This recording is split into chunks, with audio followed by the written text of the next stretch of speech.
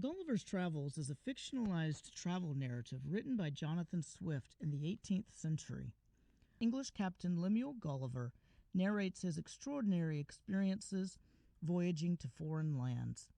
Throughout Gulliver's 4 distinct trips, he gains new perspectives by comparing the cultures he encounters with his own. He embarks on a series of sailing trips. On his first voyage, Gulliver's challenges begin when a violent storm sinks his ship. As the only survivor, he swims to an island called Lilliput, where he passes out from exhaustion. He awakens to find his arms and legs fastened to the ground by small creatures called Lilliputians. They begin attacking him with bows and arrows when he tries to break free. When Gulliver promises not to harm the Lilliputians, they bring him food and drink and take him to their capital. There, the emperor consults with his wisest men about their giant prisoner. After he agrees to assist them with civil duties and war efforts, the Lilliputians set him free. Then, Reldressel, a friend and government official, tells Gulliver about the threat of invasion from those living on the island of Blefuscu. Years earlier, the Lilliputians disagreed with them over which end of an egg should be cracked. When the Lilliputians and Blefuscudians go to war again, Gulliver proves to be very useful. He drags the entire Blefuscudian fleet of ships to the shore off Lilliput. The emperor then grants Gulliver the title of Nardak, the highest honor. Gulliver welcomes an embassy from Blefuscu, offering peace.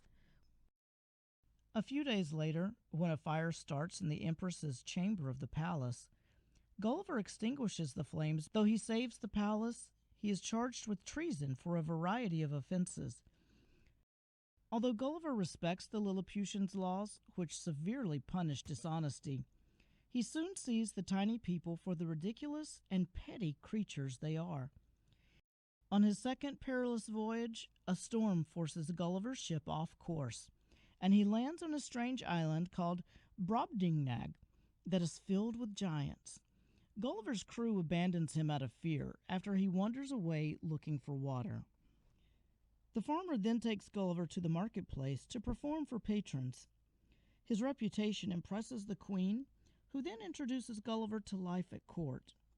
There he finds an enemy in a dwarf, who seems to be jealous of all the attention he is getting, criticizing England's government and violent past, then humiliating him. Gulliver experiences a series of dangers. Once back in England, Gulliver finds it difficult to adjust to the proportions of his old life again, having spent so much time among the Brobdingnagians.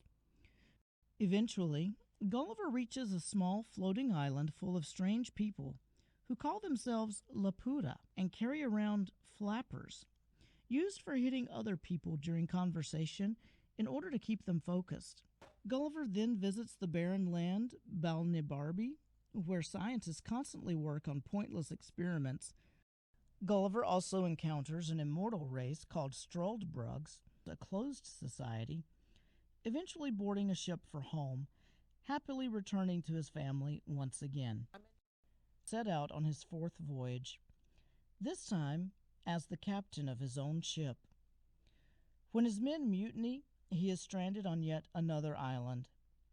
He meets the Houyhnhnms that live in a rational, clean, and simple society. Gulliver prefers the Houyhnhnms over their naked human neighbors, the Yahoos, who use reason to gain power and behave like filthy and brutal beasts. Gulliver stays with the Houyhnhnms for several years.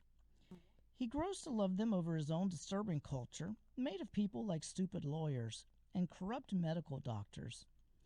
Gulliver decides that he never wants to leave the Houyhnhnms, but one day they tell him he must go. Upon his return to England, Gulliver's family is thrilled to see him alive. However, after observing the Yahoos, Gulliver has become thoroughly disgusted with other humans.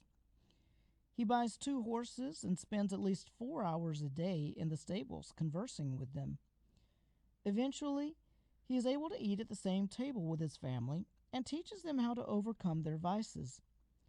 His only desire now is to help his society become more like the world of the Houyhnhnms he reluctantly left behind.